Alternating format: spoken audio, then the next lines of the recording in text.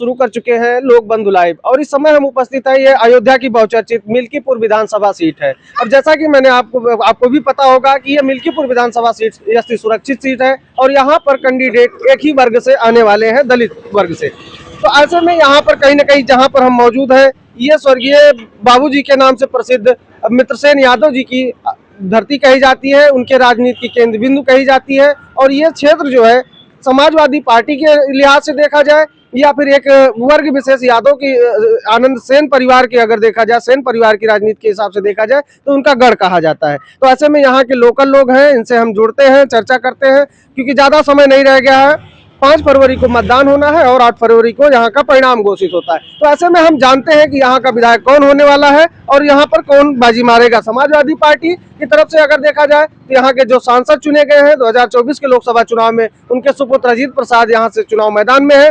और दूसरी तरफ अगर देखा जाए तो यहाँ की जो सत्तासीन पार्टी है भाजपा के, उनके कैंडिडेट यहाँ पे पूर्व विधायक को टिकट न देते हुए नए चेहरे पर भाजपा ने दांव खेला है और चंद्रभानु पासवान को यहाँ का प्रत्याशी बनाया है। तो ऐसे में कहीं ना कहीं ये लड़ाई काफी दिलचस्प होती दिख रही है। हम लोगों से जुड़ते हैं, उनकी राय जानते हैं, यहाँ पर किसका माहौल बेहतर है और कौन यहाँ से बाजी मारेगा। भैया नमस्कार, क्या नाम हुआ? नमस्कार, हनुमान प्रसाद यादव। तो क्या लग रहा है कि ज्यादा समय ना लेते हुए, ज्यादा बात को ना घुमाते हुए सीधे सीधे मुद्दे पे आते हैं कि किसका माहौल बेहतर है और कौन यहाँ से बाजी मारेगा? यहाँ पर कांटे की लड़ाई है जी। अभी कोई ये नहीं कह सकता है कि मैं आगे हूँ, चाहे सपा हो चाहे भाजपा हो जी।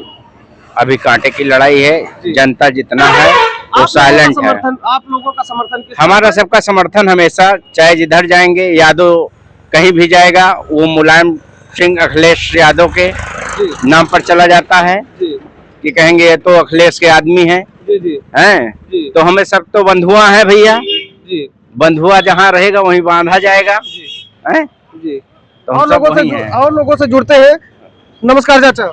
नमस्कार। किसका माहौल बेहतर देख रहे हैं? अब बेहतर तो भैया हम लोग यही देख रहे हैं कि जिस तरफ सेन परिवार है जी उसी का पलड़ा भारी है। जैसे देखा जाए तो अगर यहाँ पर जो बात की हमने अभी, जो हमने इस बात की चर्चा भी की लोगों से, चर्चा के बीच में हम लोगों को, जनता का, यहाँ के लोकल लोगों का कहना है कि ये सेन परिवार की राजनीति का गढ़ माना जाता है। तो ऐसे में सेन परिवार किस तरफ आपको नजर आ रहा है और किस तरफ आप लोग जा रहे हैं? सेन परिवार समाजवादी पार्टी की तरफ है जी। और अभी आधा घंटा हुआ आनंद सेन जनसंपर्क करके इस मार्केट चौराहे पे गए। अच्छा, अभी आधा घंटा हुआ। मतलब फील्ड में एक्टिव है और एक्टिव है। तो समाजवादी पार्टी यहाँ मजबूत है। और अभी इतवार को उनके आवास पर मीटिंग थी जी जी समाजवादी पार्टी की जी, जिसमें सक्रिय कार्यकर्ता जो थे, एकदम नेता पुराने जी जी, उन लोगों ने चढ़ बढ़ कर हिस्सा लिया, जिसमें एक साथ होकर समाजवादी पार्टी को जिताने का काम करेंगे जी। और भी लोग हैं। भैया नमस्कार। संदीप कुमार जी।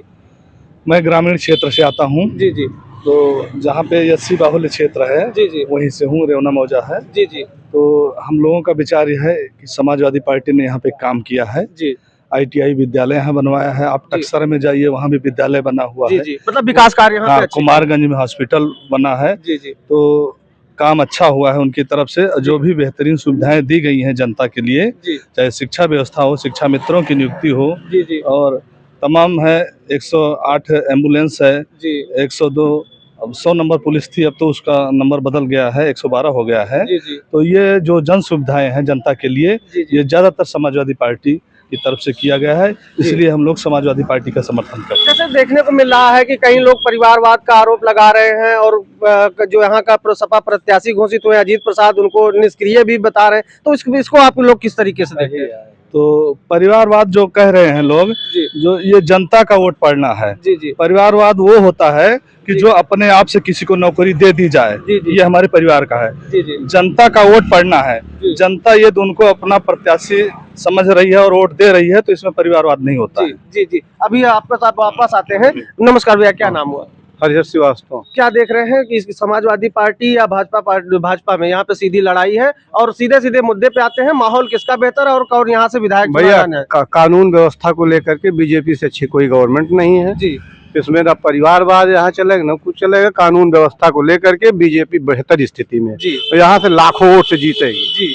मजबूत है कैंडिडेट, जैसा कि यहाँ बाबा गोरखनाथ वो रिएक्शन खत्म हो गया, जनरल का रिएक्शन था बाबा की तरफ। जी जी अब जाने से जनरल 90% मिलेगा चंदभान। जी, हाँ, उसमें कोई रिएक्शन आपकी तरफ से भाजपा यहाँ पे बहुत मजबूत। आपके पास आते हैं, आपने शिक्षा, चिकित्सा, रोजगार के मुद्दों को आप पढ़े लिखे लग रहे हैं, तो इन मुद्दों पे आप कैसे देखते हैं सरकार को? ये सब अपना अपना विचार है लोगों का। जी जी, लेकिन जो जनता को सुविधाएं मिली हैं जी जी, वो समाजवादी पार्टी में अधिक मिली हैं। जी जी। हाँ।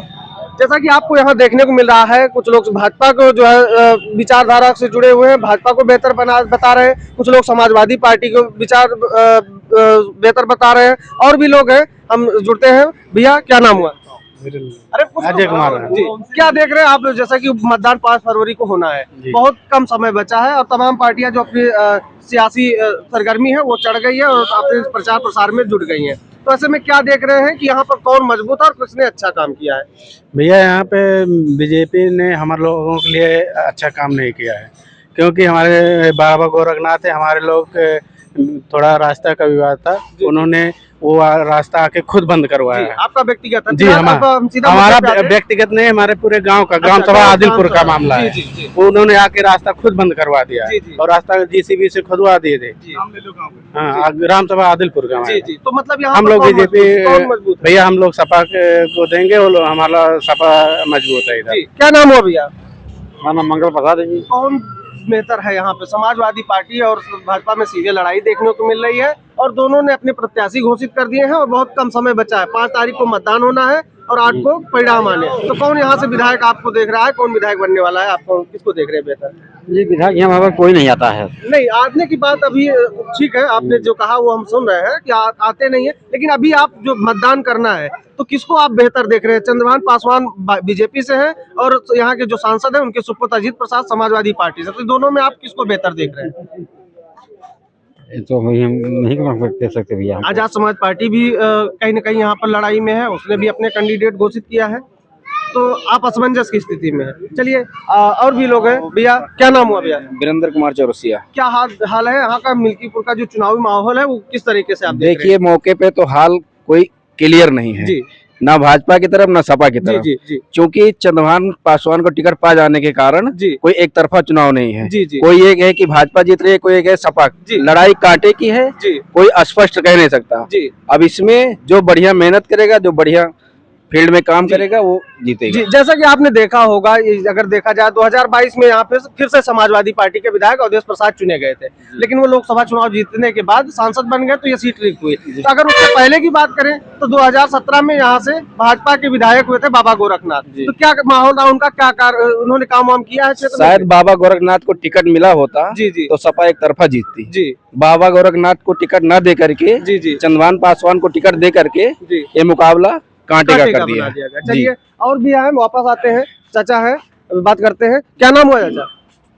राम से क्या हाल चाल है यहाँ पर? चुनाव का क्या हाल चाल जाने को तो हमको बैठो वही बता दे। अरे आप बता, अभी आज बता दिया तो आप बता नहीं थे। हम कैसे जाए के माहौल बात तो हम अपना वही बता दें। अच्छा चलिए ठीक है, आप नहीं बताना चाह रहे, मत बताइए। तो जैसा कि देखा आपने, मैं यहाँ पर ये मिल्कीपुर विधानसभा सीट की हरिंगटनगंज बाजार है और यहाँ पर आपने देखा सब तरीके से आपने भाजपा का भी माहौल यहाँ पे कुछ लोग अच्छा बता रहे हैं, कुछ लोग सपा का भी अच्छा बता रहे हैं। तो ऐसे में कहीं न कहीं अगर देखा जाए तो अभी लड़ाई को अगर हम बात करें तो लड़ाई कांटे की दिख रही है और परिणाम अभी अगर हम लोग आकलन करते हैं, परिणाम को पहुंचने की कोशिश करते हैं तो अभी बहुत काफी जल्दबाजी हमारी तरफ से, हमारे विचारधारा से अगर देखेंगे तो ये जल्दबाजी कही जाएगी, क्योंकि ये अगर देखा जाए तो लड़ाई यहाँ पर कहीं न कहीं ठीक ठाक कांटे की होती हुई दिख रही है।